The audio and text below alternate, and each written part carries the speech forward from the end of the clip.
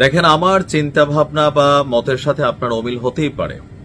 আর যেহেতু আমি একজন বাংলাদেশের নাগরিক, আমি আমার মতামত প্রকাশ করি, আমি এটা করব।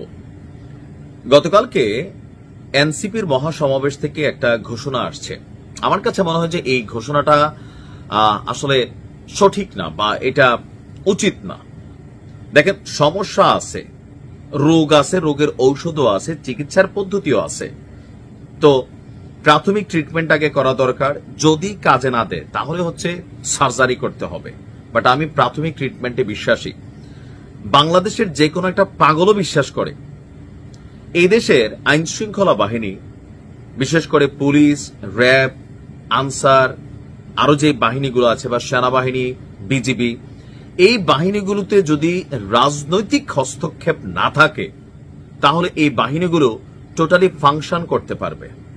কিন্তু এই বাহিনীগুলোতে বাংলাদেশ, ভারত, পাকিস্তান, এই আমাদের আশেপাশের দেশগুলোতে রাজনীতির প্রভাবের বাইরে কি দলগুলো চলতে পারে বা বাহিনীগুলো চলতে পারে? পারে না।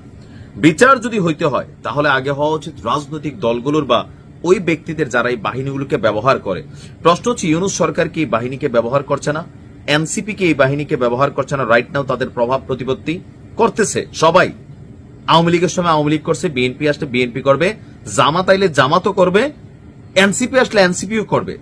তো এই যে রাজনীতির বাহিরে গিয়া আমরা বিদেশে যে পুলিশ দেখি, ওইখানে কোনো রাজনৈতিক প্রভাব আছে, কোন মন্ত্রী, এমপি, অমুক তমুকের যদি কেউ গ্রেপ্তার হয়, আইন ভাঙেন, আইনের বাইরে, রাষ্ট্রীয় আইনের বাইরে আপনার আর কোনো ছাড় আছে?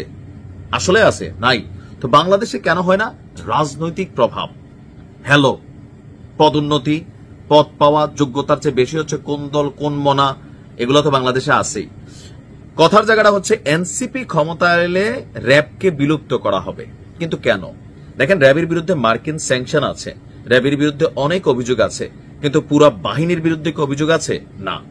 এই বাহিনীগুলোতে থাকা কতিপয় পলিটিক্যাল লিডারদেরকে সন্তুষ্ট করা কিছু কর্মকর্তা, আবার কিছু কর্মকর্তা আছে আজকাল বিভিন্ন বাহিনীতে আমরা দেখছি টাকার জন্য নিজেরা নানান ধরনের অনৈতিক পেশার মধ্যে জড়িয়ে যায়। তো এই যে কর্মকাণ্ডগুলো যারা করে তাদের বিচার হওয়া জরুরি। কেন? এটা একটা শৃঙ্খলার বাহিনী। এখানে যদি একটা মানুষ তার ল ভাঙা ফেলে, দেন তাকে শুড বি পানিশড, মানে একটা দৃষ্টান্তমূলক পানিশ তার দরকার। সেইটা না দিলে ঝামেলা। কিন্তু পুরা বাহিনীকে বিলুপ্ত করা বাংলাদেশের প্রেক্ষাপটে আমার কাছে মনে হয় যে এটা উচিত না।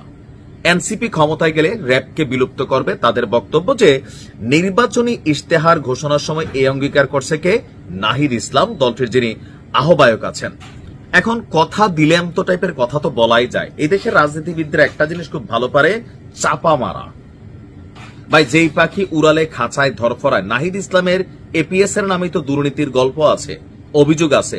নাহিদ ইসলাম কয়টা বক্তব্য দিয়া কয়টা অবস্থান নিছে তার এই এপিএস কে তল্লাশি বা আরো বিভিন্ন ইস্যুতে? রিয়াদের সাথেও অনেক বক্তব্য আমরা শুনছি। যাই হোক, এখন নাহিদ বলছে র্যাবকে বিলুপ্ত করবে এবং গোয়েন্দা সংস্থাকে রাজনৈতিক স্বার্থে এবং মানবাধিকার লঙ্ঘনে ব্যবহার বন্ধ করতে আইনি কাঠামো তৈরি করবে। তো এই মুহূর্তে সরকার কি শতভাগ এরকম চলতেছে? হিউম্যান রাইটস তারা কি প্রতিবেদন করছে ডক্টর মোহাম্মদ ইউনূস সরকারকে নিয়ে, যে এখনো তারা বিরোধী রাজনৈতিক দলমতকে দমন করার জন্য আইন শৃঙ্খলা বাহিনীকে ব্যবহার করছে। তো এটাকে আসলে সম্ভব না। দেখেন, র্যাব কি এদেশে ভালো কাজ করে নাই? লক্ষ লক্ষ ভালো কাজ করছে। ডিস্টার্ব দুই একজন ওসি প্রদীপের মতন লোকেদের থাকতে পারে, অনেকের বিরুদ্ধে আছে, নারায়ণগঞ্জের 7 মার্ডার সহ আরো অনেক কিছুতে। তো এই কাজগুলা কেন হয়েছে? রাজনৈতিক দলগুলোর বিভিন্ন হ্যালোর কারণে। তো হ্যালো কি বন্ধ করা যাবে? তোমরা কি হ্যালো করবা না? তোমরা কি হ্যালো দিয়া কাজ করাও না? এই মুহূর্তে কি দেশে হ্যালো চলে না?